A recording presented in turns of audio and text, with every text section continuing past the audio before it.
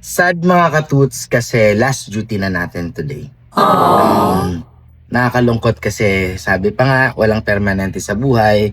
So may mga bagay talaga na kailangan natin tanggapin at para din mag-grow tayo. So maraming salamat sa mga nagtiwala na nag-visit pa dito sa clinic kahit yung iba nating mga katuts dyan na malalayo pero nag-effort sila kahit ilang oras yung biyahe nila para lang makapagpagawa sa clinic.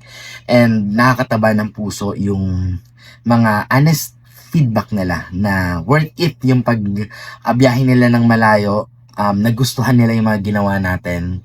So kung isa ka sa mga katuts na nag-visit, nagpagawa sa clinic, na-comment naman, any comment po, acceptable, whether good or bad, na-comment, okay lang yun.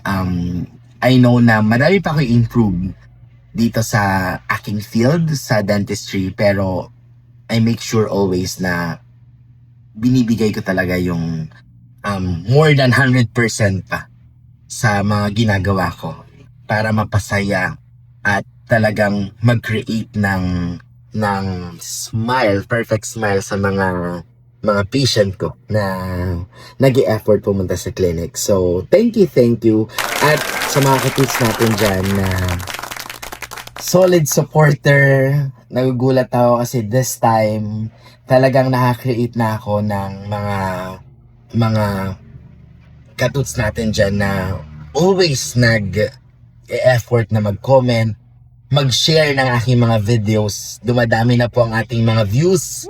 And ako naman, always kong sinisecure na makapag daily update, daily hugot. And for next year, meron ako sa inyong ihahanda na more dental tips, more dental truths. Kaya abangan nyo mga katuts. Kaya kung hindi ka pa naka-follow sa akin, mag-follow ka na kung ayaw mo bumaho ang hininga mo. Aray ko! So, nakadalawang patient na ako today. Half day lang po kami and papunta na po ako sa Pampanga.